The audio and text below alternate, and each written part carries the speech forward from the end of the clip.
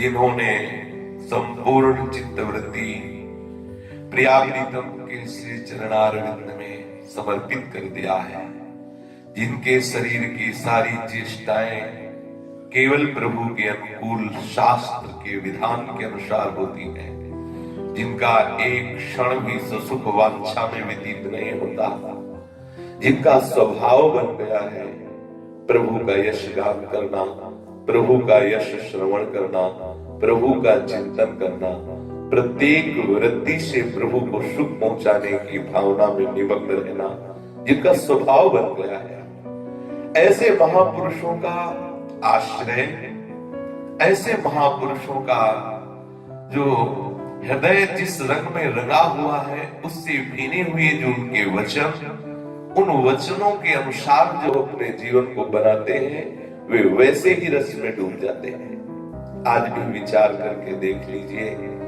कि आप में क्या ऐसे कोई सद्गुण है जिनसे हम प्रिया प्रीतम के सामने दावा पेश कर सके कि देखो हम ऐसे सद्गुण संपन्न हैं, हम ऐसे साधना परायण हैं, आप हमें दर्शन दीजिए, आप हमें अपनी सेवा में ले लीजिए। हमें तो ऐसा कोई सद्गुण नहीं नजर आ रहा अपने में कि हम दावा पेश कर सके प्रभु के सामने। तो क्या करें फिर? जिन भक्तों के हृदय में प्रिया प्रीतम के प्रति पूर्ण समर्पण, जिनका स्वभाव प्रिया प्रीतम के स्वभाव में मिल गया है, जिनका मन प्रिया प्रीतम का मन हो गया है, ऐसे प्रेमी महाभागवतों का जस श्रवण करें, ऐसे महाभागवत के चरणों का आश्रय लें, ऐसे महाभागवत के जो हृदय में वो युक्तियां जिनसे उन्होंने माया पर विजय प्राप्त की है, उन महावाक्यों पर विचार करें, अपने आचरण में उतारें, तो बहुत शीघ्र प्रिया प्रीतम प्रसन्न होकर हमारे हृदय में आ जाएंगे। हमारा मन प्रिया प्रीतम तक पहुंच पावे हमें इतनी सामर्थ्य नहीं, लेकिन प्रिया प्रीतम हमारे मन में अभी इसी क्षण प्रकट हो सकते हैं। उनके लिए कोई नियम नहीं, उनके लिए कोई दुर्लभ बात नहीं। हमारे लिए दुर्लभ बात है कि हम अपनी मन बुद्धि को प्रभु में तन्मय कर सके, तत्काल लगा सके, इतनी हम में ऐसी सामर्थ्य नहीं प्रतीत हो रही। लेकिन प्रिया प्रीतम इसी क्षण हमारे मन में आ जाए, इसमें क्या परेशानी है? इसमें हमें क्या करना है? हमें केवल बाट जोड़नी कि कब आ रहे हैं हमारे मन में। यह है कृपा की बात करना। हे श्यामा श्याम, मेरे में इतनी सामर्थ्य नहीं कि मैं अपना मन आप में लगा सकूं, लेकिन आप मेरे मन में आ सके। आपको क्या परेशानी है? यदि आप मेरे मन में आ जाएंगे, मेरा मन पवित्र हो जाएगा, मेरा मन निष्काम हो जाएगा, मेरा मन उन्मत्त हो जाएगा प्रेम में। यदि आप चाहें कि प्रेम में उन्मत्त होकर हम मन प्रिया प्रीतम में लगाए तो बड़ा कठिन है। प्रिया प्रीतम आ जाए तो मन प्रेम में उन्मत्त हो जाए, ये सरल बात है। तो हम प्रिया प्रीतम की बाट जो है, बाट जो होने का तात्पर्य हम उन्हीं की चर्चा सुने, उन्हीं के जनों के बीच में रहे, उन्हीं का नाम चिंतन करें, उन्हीं की सेवा की भावना में। यह बाट जो होना, इस बाट जो होने से आप देखेंगे, सच्ची बात है, आप देखेंगे किसी दिन आपके हृदय में श्री प्रिया प्रीतम खेलते नजर आएगा। अब आपको आश्चर्य में बात लगेगी, बिना साधन के आपके हृदय में खेलेंगे, आप देखिएगा। क्योंकि एक काम कहां किस पर रीझ जाए कहा नहीं जा सकता। यदि हमें श्री वृंदावन वास मिला है या वृंदावन का आश्रय मिला है, हमें रोज भक्त और प्रभु के रस में डूबे हुए रसिक संतों का जीवन, उनकी अद्भुत अद्भुत गुणावली कथन श्रवण का सौभाग्य मिला है, हरिजस में डूबने का अवसर मिला है, तो निश्चित निश्चित हमारे ऊपर अपार कृपा है, हम कह सकते हैं। अब संशय मत करो, अपार कृपा है, और ऐसा निश्चय करो कि इसी कृपा के बल से मुझे इसी जन्म में प्रभु मिलेंगे। दृढ़ निश्चय करो। जिन जिन महापुरुषों के जीवन चरित्र को देखा उसमें दृढ़ विश्वास पाया गया, और शास्त्र सम्मत बात है। यदि हमें रोज भगवत गुणानुवाद, भागवत गुणानुवाद श्रवण करने को मिल रहा है, मुझे प्रभु के नाम व्यापक संतों का सानिध्य मिल रहा है, मुझे श्री वृंदावन की रज के प्रति आस्था है, भले वास नहीं मिल रहा लेकिन तड़पन है कि मुझे कब वास मिले, तो निश्चित हम पर बहुत कृपा है, बहुत कृपा है, असीम कृपा है। बिल्कुल इस पर दृढ़ विश्वास कीजिए। शास्त्र ये कहता है कि जो नैकात्मतां में स्पृहयन्ति केचिन् मुत्पाद सेवाभिरता मदीहा ये न्योन्यतो भागवता प्रसज्य सभाजयन्ते मम पौरुषाणि। जो बड़े भाग्यशाली जन होते हैं उनको यह अवसर मिलता है क्या कि जो भगवत भक्त हैं उनकी सभा में बैठने का अवसर, भगवत भक्तों की सभा में बैठने का अवसर किनको मिलता है? जो बड़े भाग्यशाली होते हैं। हमें लगता है कि हमारे भाग्य तो नहीं, पर प्रियाजू ने कृपा कर दी, इसलिए हम कह सकते हैं कि हम बड़े भाग्यशाली हैं। हमारे भाग्य नहीं थे ऐसे, हमारे सत्कर्म नहीं थे, अब हम कह सकते हैं हम बड़े भाग्यशाली हैं क्योंकि प्रियाजू ने कृपा करके हमें यह सौभाग्य प्रदान किया।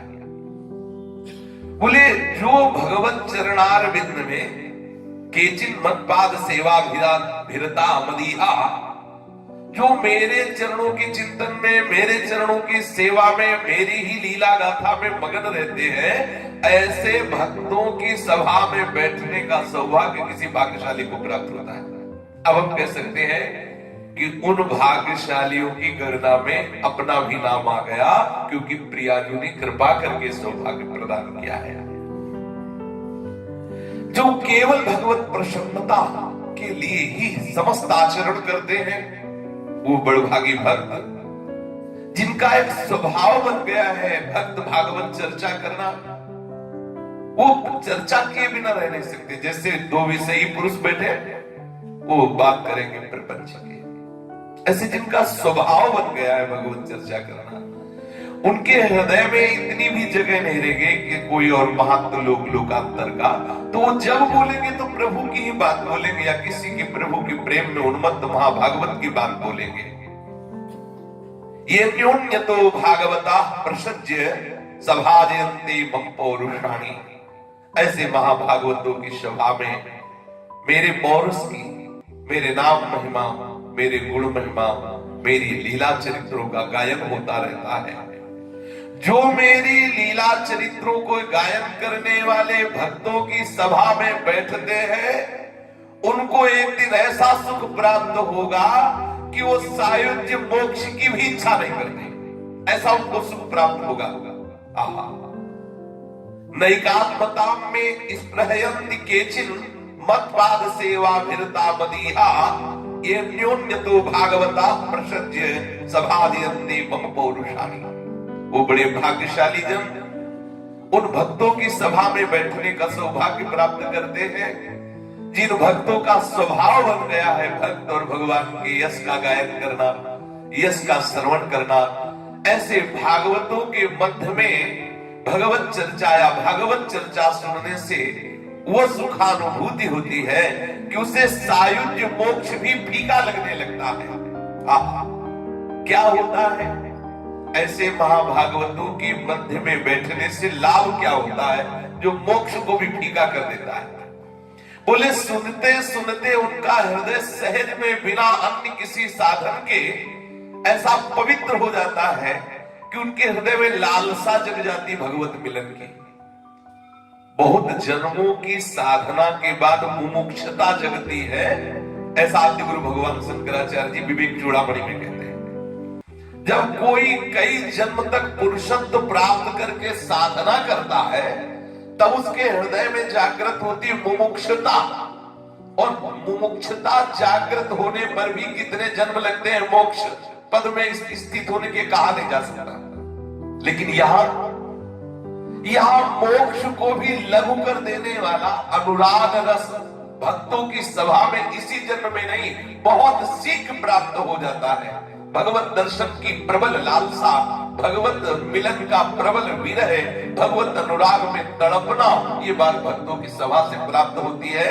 तो पश्यन्ति ते में रुचिरार्यं वसन्तः प्रसन्नवक्तारुणलोचनानि रूपाणि दिव्यानि वर प्रदानी साकं वाचम स्पृहणीया वदन्ति।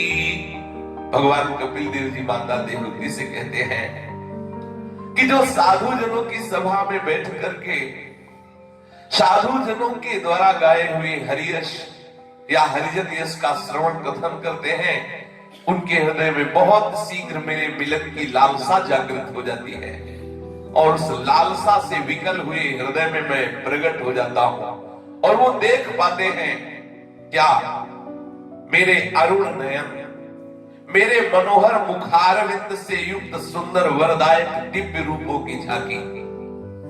ये बड़ी दुर्लभ बात है, जो सायुज्य मोक्ष को भी फीका कर दे, ऐसे कोटि मनमथ रूप का प्रादुर्भाव हो जाता है।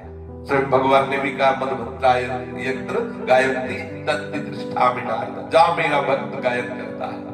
बड़े भाग्यशाली है जो भक्त और भगवान के यश गाने वाली सभा में बैठकर तन्मयता पूर्वक उस यश का श्रवण करते हैं। मेरे दिव्य रूपों की झांकी आने लगती है उसके हृदय में, केवल श्रवण के प्रभाव से। शुद्ध शरणागति भी श्रवण से ही होती है। श्रवण सुजस सुनि आयो प्रभु भंजन भवभीर, त्राहि त्राहि आरत्य हरन सरन सुखद रघुवीर। और श्रवण से ही प्रभु के मिलन की लालसा सीधे। रत्नावती जी ने कोई साधना नहीं की, केवल दासी ने श्री वृंदावन बिहारी जी के रूप का गायन किया और उन्होंने सुना, इतने में ही बावरी हो गई। रोज उठते बैठते उस सेवा में रहती, बस श्री कृष्ण रूप माधुरी का गान करती। निर्मल हृदय वो राम महारानी रत्नावती जी बार बार सुनकर आसक्त हो गई। कोई अन्य साधना नहीं, केवल श्रवण से अनुराग ऐसा बना हृदय में कि सब राजमहल के वैभव को छोड़ करके संतों की सभा में मुंडन करवा के बैठ गई। पति के होते हुए मुंडन करवा के बैठ गई।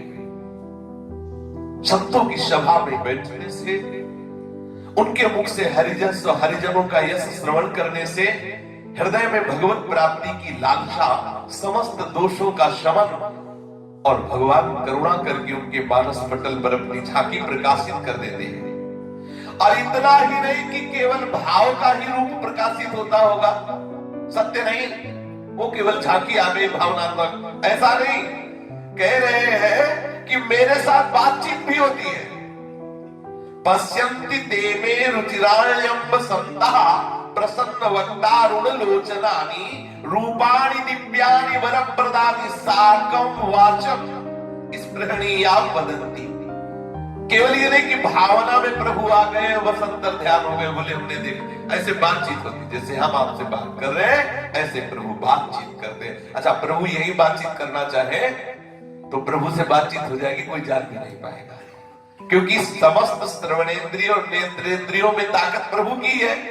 प्रभु ने सबकी श्रवणेंद्रिय और नेत्रेंद्रिय को रोक दिया, तो केवल जिससे बात करेंगे उसी से बात हो सकती, उसी की इंद्रिया काम करेंगे, क्योंकि समस्त इंद्रियों के स्वामी गोविंद है। गोविंद समस्त इंद्रियों के स्वामी, गोविंद, गो माने इंद्रिया और गो इंद्र, जो इंद्रियों के इंद्र है वो गोविंद ही तो है। समस्त इंद्रियों के स्वामी, जिस इंद्रिय को चाहे, पूरे जगत की इंद्रियों को जहां चाहे जैसे चाहे उन्हें तेजवान कर सकते हैं, उन्हें वही रोक सकते हैं। वो जिससे बोलना चाहे सिर्फ उसे सुनाई देगा, वो जिनके सामने प्रकट होना चाहे लाखों के बीच में केवल वही देख पाएगा, उसी की नेत्र देख पाएगी। वो मेरे रूप की झांकी पाता है और सप्रेम संभाषण भी करता है। जिनके लिए बड़े बड़े तपस्वी लालायित रहते हैं, हे अम्बु, भक्तों के समागम से ये अद्भुत लाभ प्राप्त होता है। और दूसरी बात, जो भगवान के कृपा पात्र जन है, साधु नाम समचित्तानाम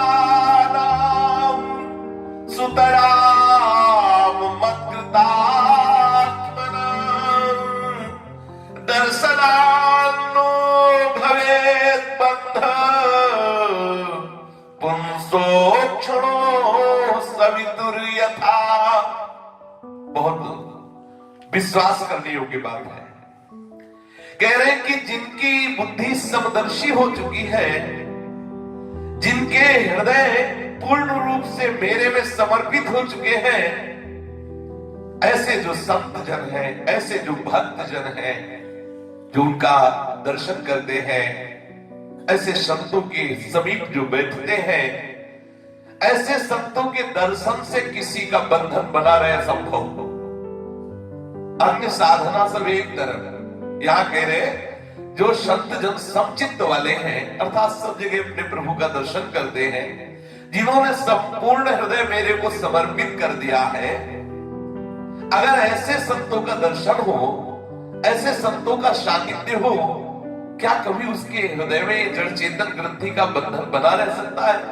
असंभव। जैसे सूर्योदय होने पर क्या नेत्रों के सामने रात्रि का अंधकार टिक सकता है? नहीं टिक सकता। ऐसे ही संतों के समागम से, ऐसे ही संत चरित्र, भागवत चरित्र, जो भगवत प्रेमी महात्मा जन, उनके चरित्र सुनने से, जैसे अभी पीछे श्री ओम प्रकाश जी का जब चरित्र हुआ तो ऐसा लग रहा था प्रतिक्षण हम श्री ओम प्रकाश जी के साथ हैं। जब पूज्य श्री बाल कृष्णदास जी महाराज जी का चरित्र हुआ तो ऐसा लग रहा था प्रतिपल हम श्री बाल, क्योंकि उठते बैठते चलते फिरते वही चिंतन।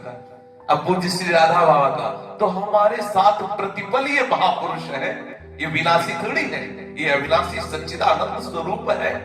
इनके दर्शन से, इनकी लीला श्रवण से, इनके वचनों में चलने से कैसे बंधन हो सकता है? कदापि नहीं।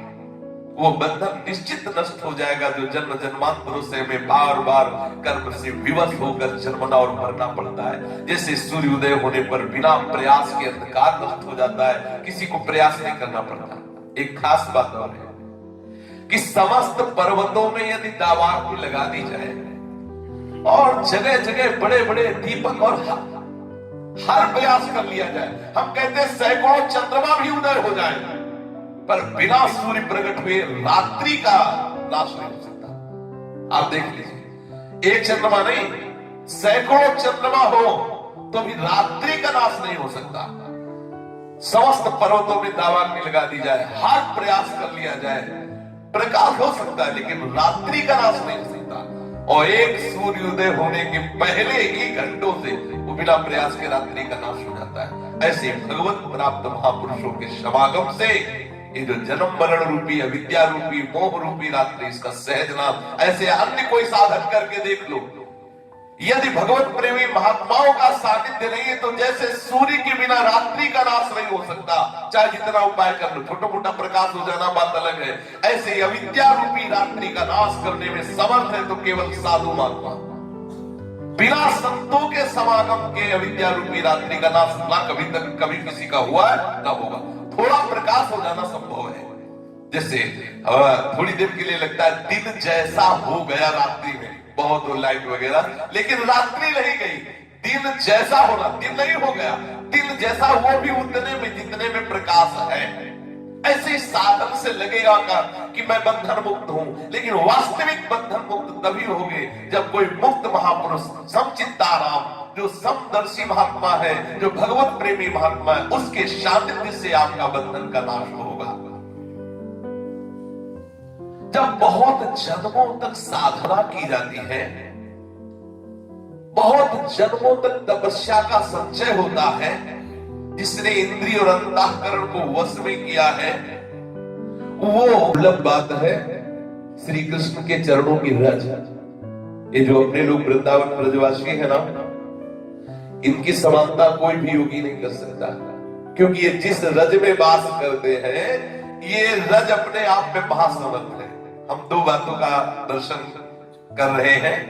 पहली बात साधु समागम, और दूसरी बात ये वृंदावन की रज का सेवन, इस रज रानी का आश्रय। बोले यत्पाद पाल सुर बहुजन्म कृच्छतो धृतात्म भिर्योगी भिरप्यलभ्यः साएव यद्रिग विषयः स्वयं स्थितः किं वर्ण्यते तिष्ठमतो ब्रजौकशाम। बहुत जन्मों तक श्रम और कष्ट उठाकर जिन्होंने अपनी इंद्रियों और अंतःकरण को वश में कर लिया है, उन योगियों के लिए भी प्रभु श्री कृष्ण के श्री चरण कमलों की रज अप्राप्य है। वही प्रभु स्वयं जिन ब्रजवासियों के साथ, ग्वालों के साथ उनके मनोनुकूल खेल खेल रहे हैं, उनके साथ आंख मिचौनी खेल रहे हैं, नाना प्रकार की क्रीड़ाएं कर रहे हैं, हर समय उनके नेत्रों के सामने है। भला इन ब्रजवासियों से, भला इस ब्रजरज से किसकी समानता हो सकती है? ब्रजवासियों की, इस ब्रजरज में जो वास करने वाले हैं, उनकी सौभाग्य की महिमा का बखान ब्रह्मा जी भी करते हैं, प्रणाम करते हैं। अपने को दोनों बातें प्राप्त है। इस बात में हम फूले कि हमें ब्रजरज का सानिध्य, ब्रजरज का वास, ब्रजरज का आश्रय और प्रिया प्रीतम के प्रेम रस में रंगे हुए जो संत जन, इस सभा में बैठना ही सौभाग्य है। कितने, कौन किस भावधारा में डूबा हुआ महापुरुष है, हमें क्या पता। एक बार सत्संग में अनुभव हुआ था कि जो बोला जा रहा है वो नीचे से बैठ के संत जन बुलवा रहे हैं। ये तो साउंड है। क्या समझते हो? बोलने वाले की प्राथमिकता थोड़ी होती है, बुलवाने वाले की होती है। सामने बैठे हुए संकल्प कर रहे हैं और वो अंदर से प्रकट होकर आपको सुनने को मिल रहा है। बैठे हुए में से कौन किस धरा में, आप क्या जान सकते हो? सामने 4 लोग दिखाई दे रहे हैं, पीछे कौन बैठा है, किस भावधारा वाला बैठा है? अच्छा, जिसे देख पा रहे हैं उसके अलावा भी बैठे हैं, अव्यक्त महापुरुष भी बैठे हैं। क्या आप देख पा रहे हैं? नहीं देख पा रहे हैं। ये अहोभाग्य, हमें दोनों सौभाग्य प्राप्त है। एक तो संत सभा में बैठने का सौभाग्य और दूसरा ब्रजरज में, ब्रजरज का आश्रय लेने का सौभाग्य। यदि 2 बातें हम जीवन में अपने उतार ले तो हर महापुरुष की जो स्थिति प्रभु के चरणों में, वो स्थिति हमारी निश्चित हमें प्राप्त हो जाएगी। कभी हम ब्रजरज से अपने शरीर को अलग न रखें, अगर बाहर भी जाए तो ब्रजरज लगाते रहे। दूसरी बात, यदि हमें संत सभा में बैठने को ना मिले तो उनकी सभा में हुई बातों से हम कभी अलग न रहे। उनकी चर्चा में जो हमने सिद्धांत सुने, जो भगवत यश सुना, वो अपने जीवन में उतारे। आज भारत की बहुत बड़ी विभूति पूज्य श्री राधा बाबा के पावन जस का कथन श्रवण उन्हीं के बल से करते हैं। पहले उनके कुछ वचन सुनते हैं कि कैसे महामहिमा में वचन है राधा बाबा के। जीवन में आप अपनी आत्मा की प्रवचना मत करो, राधा बाबा कह रहे हैं। अरे हमें कैसे भगवत प्राप्ति हो सकती है, हम तो गृहस्थ हैं, हम तो विषयी हैं, हम तो ऐसे हैं, हमें कैसे भगवत प्राप्ति? आप अपना ही नाश कर रहे हैं। सावधान, आप प्रभु के हैं, प्रभु के थे, प्रभु के ही रहेंगे। भूल से शरीर को आप अपना मान रहे हैं, इसलिए आप ऐसी बात कर रहे हैं। जीवन में आप अपनी आत्म प्रवचना मत करो। बिल्कुल पहला शब्द समझ लीजिए, आप इसी क्षण जो भी है, जहां भी है, जैसे भी है, प्रभु के हैं, प्रभु की प्राप्ति के अधिकारी हैं। हम में सद्गुण नहीं है, लेकिन प्रभु के हम अंश हैं, प्रभु के हैं, इसमें कोई संशय नहीं। जब प्रभु के हैं तो अपने प्रीतम को प्राप्त करने के लिए किसी और अधिकार की जरूरत नहीं है, केवल प्राप्ति की चाह की जरूरत है, प्राप्ति की लालसा की जरूरत है। और वो लालसा का विधान भी वही बना देंगे, पर आप तैयार हुए कि आप प्रभु को प्राप्त करना चाहते हैं। ये आप अगर ऐसा सोचते हैं हम गृहस्थ हैं, हम भी सही है, कैसे भगवान हमें मिलेंगे, वो तो तपस्वियों को मिलते हैं, वो तो पवित्र आत्मा को मिलते हैं, बिल्कुल गलत बात। ऐसा कभी मत सोचे। ऐसा सोचेंगे तो आपका जीवन बहुत ही निकृष्ट भाव की तरफ बढ़ जाएगा। अगर किसी स्त्री का सौंदर्य दिखाई दे रहा है या किसी पुरुष की सुंदरता दिखाई दे रही है तो समझ लो तुम्हारा मन बहुत मलिन है, गंदा है। कोई बहुत सुंदर स्त्री दिखाई दे रही, कोई बहुत सुंदर पुरुष दिखाई दे रहा है, तो तुम समझो कि तुम्हारा मन बहुत मलिन है, गंदा है। अभी भगवत मार्ग का ककारा भी तुम्हारा शुरू नहीं हुआ। ये महापुरुष के वचन। यदि तुम भगवत मार्ग के पथिक हो तो स्त्री पुरुष नहीं, सब में भगवान की भावना करो। यदि कोई स्त्री रूप को देखकर तुम्हें लगता है बहुत सुंदर है, तो चमड़ा ही तो देख रहे हो, मांस में ढका हुआ चमड़ा और थैले में भरा हुआ मलमूत्र। कौन सी ऐसी बहुत कीमती वस्तु है जिसके लिए तुम आकर्षित हो रहे हो? या किसी पुरुष शरीर की सुंदरता? अगर शरीर की सुंदरता में तुम आसक्त हो रहे हो तो तुम्हारा मन बहुत मलिन है और अभी तुम्हें परमार्थ का ककहरा भी नहीं आया। समझ लो, कोई भी हो, कहीं भी हो, कितनी भी ऊंचाई पे हो।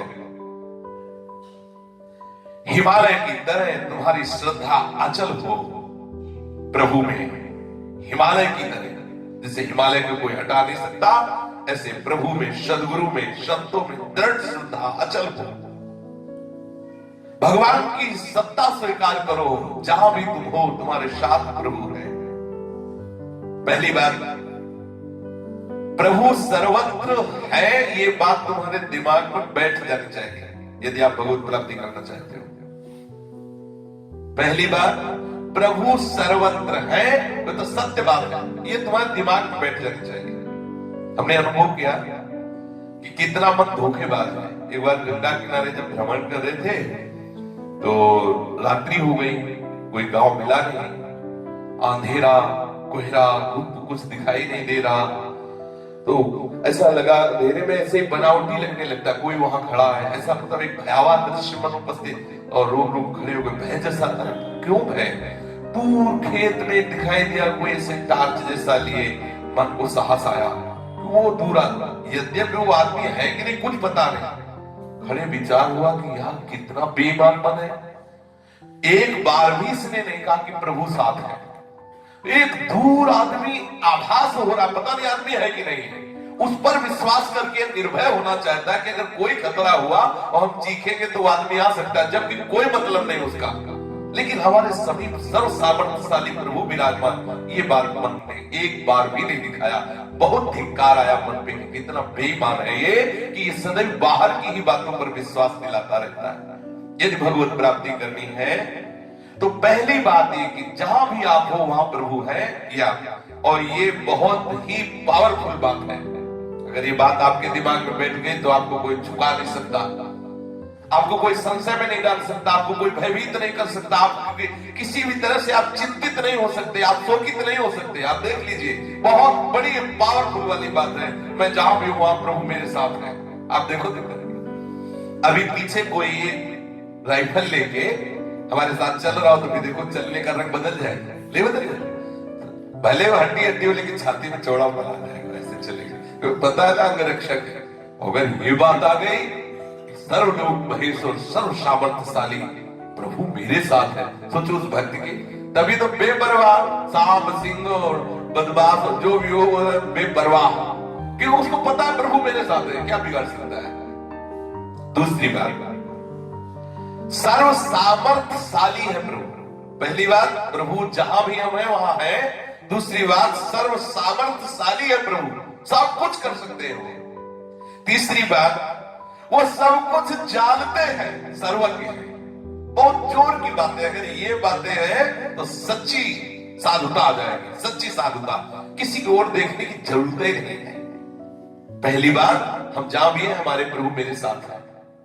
दूसरी बात, मेरे प्रभु सर्व समर्थ है, किसी दूसरे की तरफ हमें आंख करने की जरूरत नहीं है। किसी भी विषय में, किसी भी विषय में कोई दूसरा तो ला के देगा, वो तत्काल पैदा करके दे देगा, बिना गाय के दूध दे देगा, बिना रसोई के भोजन दे देगा, बिना व्यक्ति के व्यक्ति पैदा कर देगा, क्योंकि सबलंत ब्रह्मांड उसी से पैदा हुआ। विश्वास कीजिए, तुम्हारे लिए नई सृष्टि रच देगा, बड़ा सामर्थ्यशाली है। मेरा प्रीतम जहां भी मैं हूं मेरे साथ है, मेरा प्रीतम दूसरी बात बहुत सामर्थ्यशाली है, मेरा प्रीतम सब कुछ जानता है, सर्वज्ञ है, ये तीसरी बात। और चौथी बात बहुत जोर की है, मेरे प्रीतम मुझे बहुत प्यार करते हैं। ये हम प्रभु के प्यार को समझ नहीं पा रहे हैं, और हम सोचते हैं कि हम प्रभु को प्यार करते हैं, लेकिन वो कठोर मुझे प्यार नहीं करता, ये आरोप है। यद्यपि वो मुझे प्यार करता है इसलिए मैं उसे प्यार करता हूं। सच्ची जानिए, अपनी प्यार करने की जो रीति है वो विषयों की है, प्रभु की तरफ नहीं है। अगर मुझे प्रभु से प्यार करने की बात आई तो मुझे प्रभु ने प्यार किया इसलिए आई, वो मेरी बात नहीं कि मैं प्रभु से प्यार कर रहा हूं, या होता उल्टा है कि हे नाथ मैं आपसे प्यार करता हूं, लेकिन तुम कितने कठोर हो, तुम हमसे प्यार नहीं कर रहे। जबकि बात उल्टा है, वो हमसे प्यार कर रहे हैं इसलिए हम उनको प्यार कर रहे हैं। नहीं, हमें छूट कर दी जाए तो हम केवल विषयों से प्यार करते, प्रभु से नहीं। आप देखिए, यदि आपको ये चार बातें आ गई तो आप सच्चे महात्मा बन जाएंगे। स्वप्न में भी पहली बात आपको कोई भयभीत नहीं कर सकता, यदि ये बात आ गई। अरे मरो तो ऐसा मरो यार कि फिर मरना ना पड़े। राधा बाबा के वचन है, जिनका हम चरित्र सुनाने जा रहे हैं, उनकी अमृतमयी वाणी। अब पता नहीं कि आगे कितनी कड़वी कड़वी भी वाणी है। बहुत विचित्र महात्मा, बहुत विचित्र। शास्त्र के बाल की नोक पर भी कभी इधर से उधर नहीं हुए पूरे जीवन भर। मरते समय ऐसी भावना करो कि श्री कृष्ण मंद मंद मुस्कुराते तुम्हारे सामने खड़े और तुम्हारे प्राण निकल रहे हो। इससे बड़ी बात क्या है? चाह करो तो इस बात की चाह करो, मरो तो ऐसा मरो कि फिर दोबारा मरना न पड़े। चाह करो तो ऐसी चाह करो कि तुम मर रहे हो और सामने मंद मंद मुस्कुराते श्री कृष्ण खड़े हो। मरने के पूर्व मरने की तैयारी कर लो। ये संसार के पीछे जो दौड़ रहे हो, रचे बचे हो, एक क्षण भी तुम्हारा कोई साथ देने वाला नहीं। थोड़ी सी विपत्ति आएगी तो तुम्हें पता चल जाएगा कि तुम्हारे साथ कौन है। ये सब तुम्हें फाड़ खाने के लिए दौड़ रहे हैं, तुम्हें पता नहीं। तुम्हें लगता है हमसे प्यार करते हैं। किसी की जबान से आपको दुख हो भी गया तो बदले में उस दुख देकर आपको क्या मिलेगा? इसलिए कोई तुम्हें गाली दे तो चुपचाप सह जाना, कोई तुम पर क्रोध करे तो तुम शीतल बन जल बन जाना, कोई तुम्हारे ऊपर गंदगी फेंके तो तुम उसके ऊपर गंदगी मत फेंकना। लोग कहते हैं मैं सत्संग सुनता हूं। अरे सत्संग सुनने का मतलब क्या है कि एक बार जो सुन लिया वो जीवन में आ जाना चाहिए, आचरण में आ जाना चाहिए, भीतर आस्तिकता आ जानी चाहिए कि प्रभु है, भीतर नाम जब चलना चाहिए। सत्संग सुन रहे हैं, आपको तो पद पद पर संशय हो रहा है, पद पद पर, बात बात पर, शब्दों की बात पर संशय हो रहा है। ऐसा फिर क्यों क्यों ऐसा क्यों? यमराज के पास आपका चिट्ठा पहुंच चुका है, ये भी सोचा है क्यों? राधा यमराज के पास भी चिट्ठा पहुंच गया, ये भी सोचा क्यों? अगर ये सोचोगे क्यों तो क्यों भी बंद हो जाएगा। राधा राधा राधा राधा शुरू हो जाएगा। दुनिया को ठग सकते हो, दुनिया के मालिक को नहीं। राधा दुनिया को ठग सकते हो, गोली भारी है। समय रहते अगर मनुष्य को पता लग जाए और ठीक ठीक वो चलता जाए तो उसे दोबारा कोई बात पूछने की जरूरत नहीं, आगे का रास्ता खुल जाएगा। कहने वालों पर कितना विश्वास है आपको?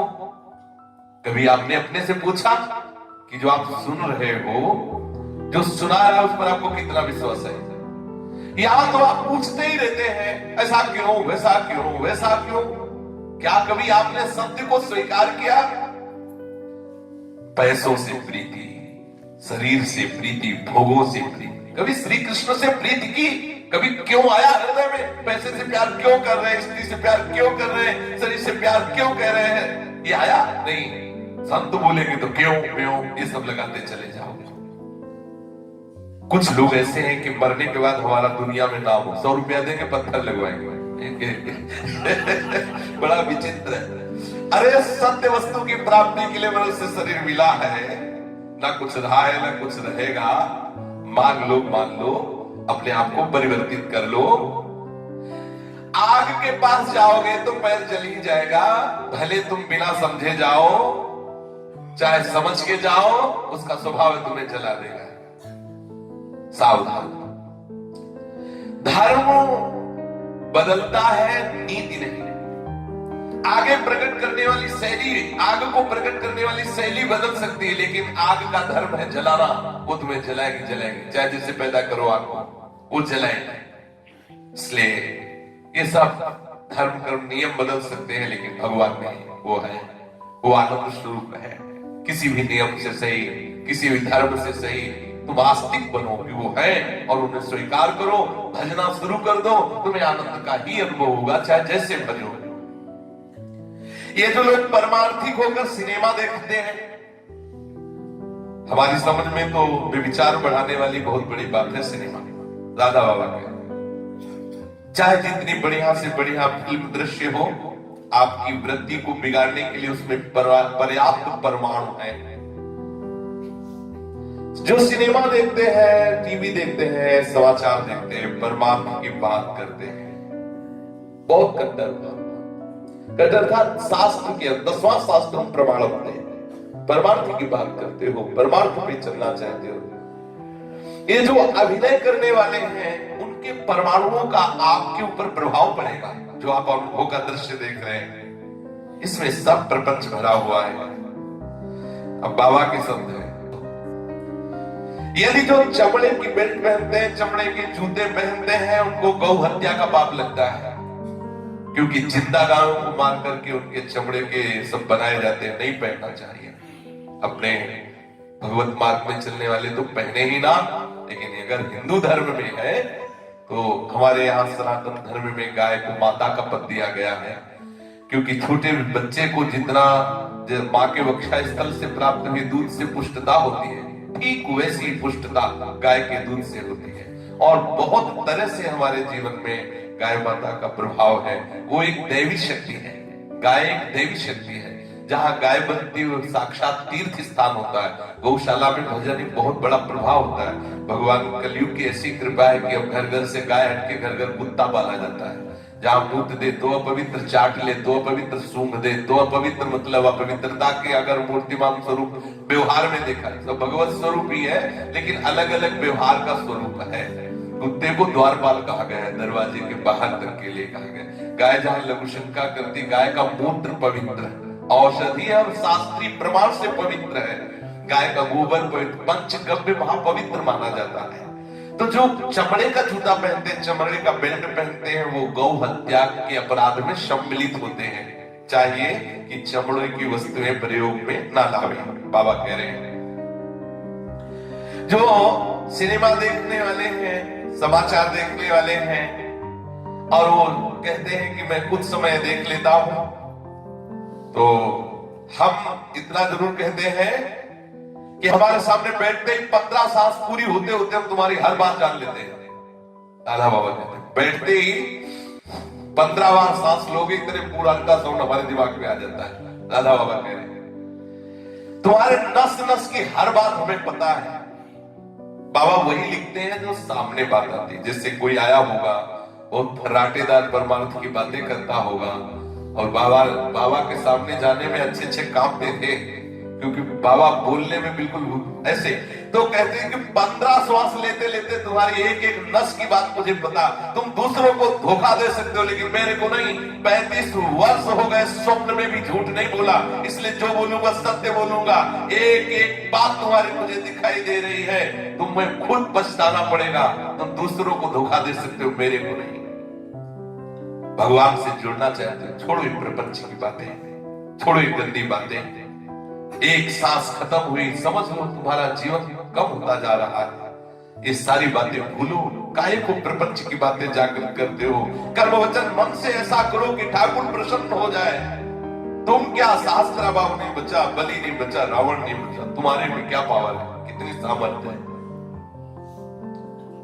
श्री राधा बाबा कह रहे हैं ये छोरे छोरियां बाहर सरकार करके चलते हैं। अरे ओ बाबा, अरे टट्टी मूत के थैलों को क्यों सजा रहे हो? अरे संतों की भाषा है, अगर समझ जाओगे तो श्री कृष्ण से प्यार हो जाएगा। घंटों शीशा में एक एक बाल सब, ओठ लाल नहीं है, फट रहे हैं, लेकिन उनके ऊपर लाली लगा रहे। अरे वो ओठों के लाली से आप भजन करो, ब्रह्मचर्य रहो, बिना लाली के लाल रहेंगे ओठ, नहीं रहेंगे। पाउडर लगाने की जरूरत नहीं, चिकने गाल बने रहेंगे। ब्रह्मचर्य रहो, संयम से रहो, गृहस्थ हो तो कभी संतानोत्पत्ति भगवत पूजा मान कर कैसा, तो आप देखो आपके नेत्रों में तेज, आपके गाल में तेज, आपके ओठों में सब स्वयं। और फिर अगर सही मार्ग में चले तो शरीर से राग खत्म हो जाएगा, ऊपर चिकनाहट लगाने की क्या जरूरत है। अब बाबा के वचन, बाबा के अब बोलना पड़ेगा कुल के वचन। जिनके नेत्रों में भगवान नहीं समाये हुए हैं, जिनके नेत्रों में भगवान नहीं समाये, जिनको भगवत मिलन की लालसा नहीं, क्या तुम अपना मुख दर्पण में देखते हो? केवल पेट पालना, केवल विषय सेवन। कितना कीमती मनुष्य शरीर जो भगवत प्राप्त। देखो सच्ची बात मानना, जैसे माँ है ना, बच्चे को बहुत दुलार करती, जब कहती ये खा लो, ऐसा करो, ऐसा करो, वो कहता नहीं हम खेलने दे दो, मरो जाके, ऐसा बोलती है ना। वो यद्यपि ये नहीं कह रहे कि तुम मरो जाके, लेकिन उसका प्यार जो था कि ये खा लो, तुम पुष्ट हो जाओ, स्वस्थ हो जाओ, वो जब तुम नहीं करते तो उसके अंदर की जो चिड़चिड़ाहट है वो निकलती है, वो खींच निकलती है। ऐसे ही ये जो संत है, ये माँ है, ये देखते हैं कि इतना कीमती जीवन ये विषय में, शरीर सजाने में, ये ऐसे नष्ट कर, तो उनको ऐसा लगता है कि अगर ये कृष्ण कृष्ण बोले, ठीक से चले, सादगी से चले, तो भगवान के धाम में जाएगा। ये नित्य निरंतर ऐसे सौंदर्य विलास में रहेगा, जहां लाली लिपस्टिक लगा देगी, जरूरत ही नहीं, इतनी सुंदरता की वर्षा हो रही। वास्तविक मानो है, संत जब बहुत प्यार करते हैं तभी ऐसे कड़वे वचन बोलते हैं। इसमें सच्ची बात मानना, हृदय की बात करो, बहुत प्यार छुपा हुआ है।